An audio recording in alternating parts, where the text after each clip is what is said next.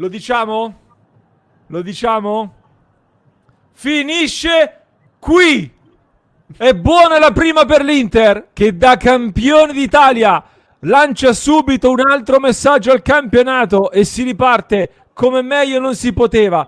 Inter 4, Monza 1. L'Inter subito riparte forte davanti al proprio pubblico dopo un primo tempo che aveva acceso già qualche discussione. Vantaggio di Çalhanoğlu. Pareggia Varela, giocatore da tenere d'occhio, questo Varela, assolutamente, ma poi lo strapotere interista ci porta a questo 4-1 con un divario che forse sarebbe potuto essere anche un po' più ampio con la traversa di Akanji e non soltanto. Simo, cosa ci portiamo a casa questa prima partita?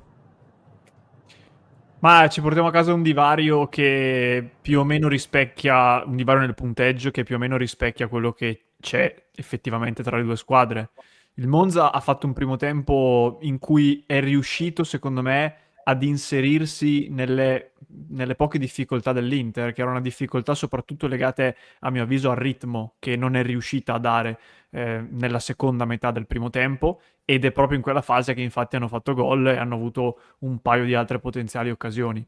Dopo l'Inter, come è successo nel primo tempo, anche nel secondo ha segnato dopo veramente 5 minuti, anche meno, e da lì poi la partita diciamo che ha preso il, come si dice, la Il direzione binario. giusta. Ha preso la direzione giusta. La sensazione era che comunque bastasse davvero pochi minuti a un ritmo un po' più alto per portarla su queste latitudini, perché poi alla fine il Monza, che già di base è meno forte, come dicevamo anche in cronaca, pieno di disponibili, non poteva onestamente pensare di reggere 90 minuti a San Siro.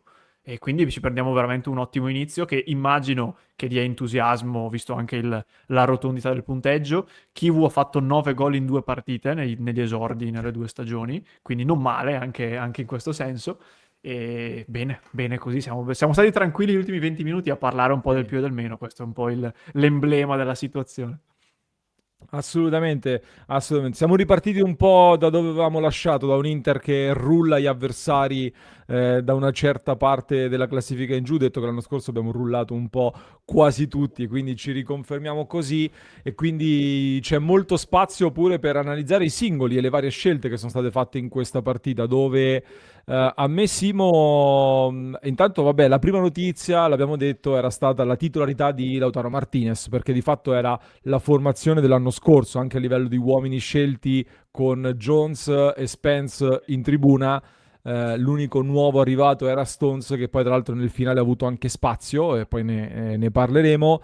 Ma c'era curiosità soprattutto nel rivedere, ecco, nel capire se avrebbe giocato o meno Lautaro Martinez, che nel giorno del suo compleanno c'è dal primo minuto. Difficile tenere fuori Lautaro e in questo momento lo avevamo visto con la cattiveria con cui era entrato contro il Betis.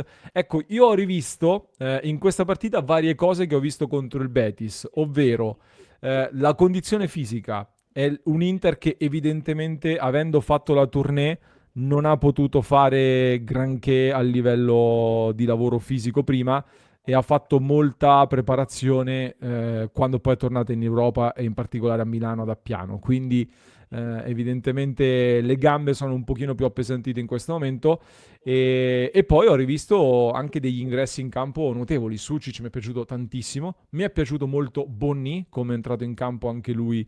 Sucic più determinante anche dal punto di vista del risultato con il suo ingresso, mentre Bonni con l'attitudine giusta, la cattiveria, a proteggere il pallone e a sbarrare su tutto il campo. Lautaro si è visto da come è uscito che era preventivato quel minutaggio lì con Kivu che ha scelto di sostituire anche Ciala che era ammonito dopo il gran gol che aveva trovato, gol spettacolare, già si candida al miglior gol della stagione.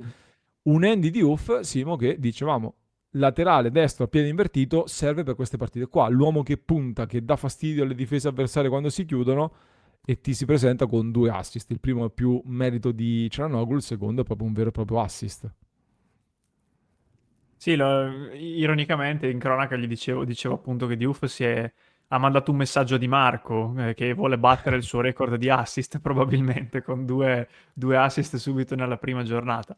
Infatti, a completamento di questo ragionamento, mi sarebbe piaciuto vedere anche Luis Enrique a sinistra quando è entrato in campo per misurarlo in quella posizione diversa rispetto all'anno scorso, e invece è stato inserito a destra.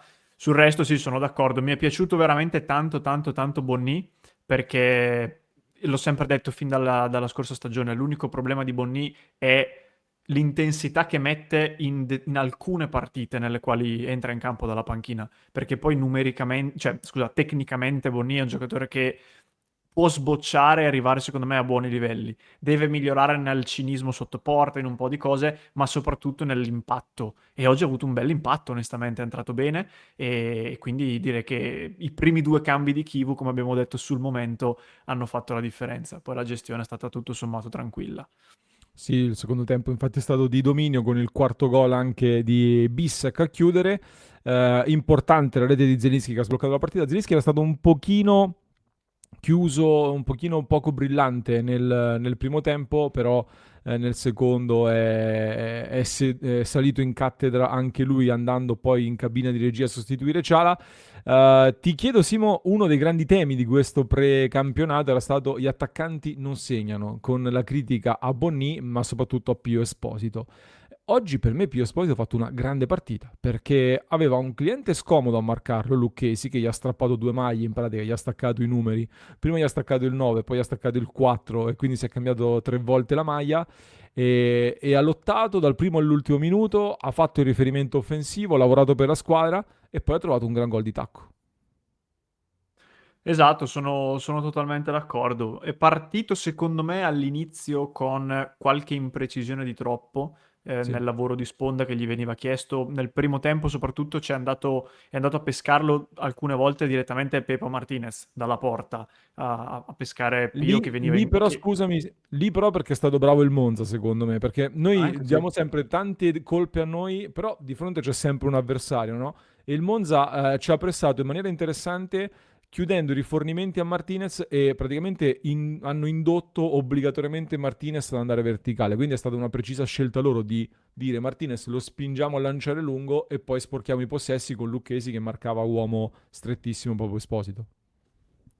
Che tra l'altro non so se sia una scelta, diciamo, azzeccatissima, nel senso che poi l'Inter anche negli anni scorsi ha dimostrato che giocando con la palla diretta sulla punta per l'appoggio dietro, poi apre il campo con le ali che partono e anche le mezzali, quindi poi hanno fatto bene avendo avuto la capacità e la forza di vincere diverse seconde palle e soprattutto di mettere in difficoltà Pio nella gestione del primo controllo, però rischiavano anche così. In ogni caso, appunto, nel primo tempo è partito forse un po' più impreciso rispetto al secondo, però ha messo 90 minuti di grande impegno, non ha mai smesso di non ha mai fatto mancare il supporto ai compagni con in quella specifica situazione lì.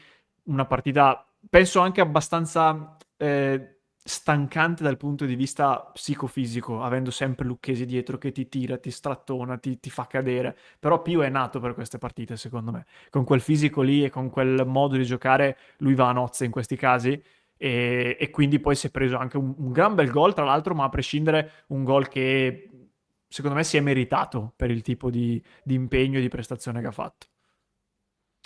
Sono d'accordo e ti volevo chiedere, Simo, per te il gol subito. Ho visto dare colpe a Martinez, il portiere, ho visto dare colpe ad Akanji, tu che dici? Ma io allora intanto stare a vivisezionare ogni singolo gol, andando a guardare Sì, ogni minimo dettaglio, non bravo, penso che sia bravissimo, sempre la cosa migliore, perché potremmo dire che bravissimo. all'inizio c'è stato il filtrante di quello del Monza che ha leggermente sporcato e l'ha messa precisa per Varela, che Bravissimo. controllando la palla laddove gli sarebbe arrivata avrebbe messo meno in difficoltà Kanji, perché era proprio frontale alla sua porta, paradossalmente, invece lì già gli andava più verso sinistra. A Kanji secondo me è stato un pochino morbido proprio nel momento in cui Varela stava per stoppare il pallone. Dopo, come hai detto anche tu, lo ha recuperato, in realtà si è lanciato per murare il tiro in scivolata, pertanto così non c'è riuscito. A me è piaciuta molto la giocata di Varela, devo dire. È uno di quei gol che non sono il tiro a giro da fuori, quella roba lì, però gol di potenza e di precisione. A me è piaciuto tanto, anche come hai detto anche prima, in generale la prestazione di questo ragazzo.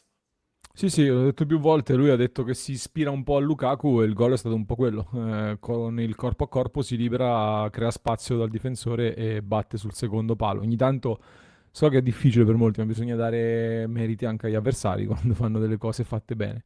De Pica Pica, grazie, è bello poter seguire di nuovo l'Inter qui con voi e per noi è bello Grande. commentarla con te, grazie di cuore. Franco, grazie Franco. Vittoria fondamentale, abbiamo dimostrato di essere una grande squadra a livello collettivo, ma anche di avere individualità che possono risolvere situazioni difficili. Chi mettete nel top 3? Nel top 3, Pio Esposito, io ci metto Diouf e ci metto Sucic, penso. Mi è piaciuto molto.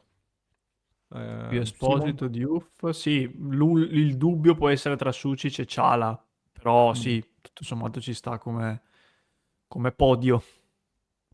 Dario, grazie per i 39 mesi con noi e Harvey Specter, grazie, che bello vedere Andy ricevere il man of the match che io forse avrei dato a Pio Esposito in realtà, perché ha fatto una grande partita di sacrificio, però Diouf capisco che se lo può prendere, detto che poi il gol che stappa la partita e ci evita pressioni e difficoltà è quello di Zielinski, che riceve, non calcia all'inizio, poi sul secondo tentativo pallone sotto che batte Pizzignacco, il giovanissimo portiere del Monza, un Monza che aveva difficoltà. Intanto ha pareggiato il Como, quindi l'Inter parte con un +2 sul Como, Simo, e tante buone notizie. Possiamo chiudere la clip, direi. Sì, chiudendo diciamo anche Bissek, giustamente come ci ricorda la chat, anche lui veramente una gran partita, condita con il gol, però è vero, l'ho visto molto continuo nei 90 minuti. E allora lo segnaliamo, lo segnaliamo. Chiudo la clip qua sul nostro canale. Vi ricordo che poi vi aspettiamo nel club di Passione Inter, www.passioneinter.club. Se non l'hai ancora fatto, iscriviti al canale. Ci troviamo poi domani, come sempre, in diretta ogni giorno alle 19:30 con tutti i contenuti e non soltanto.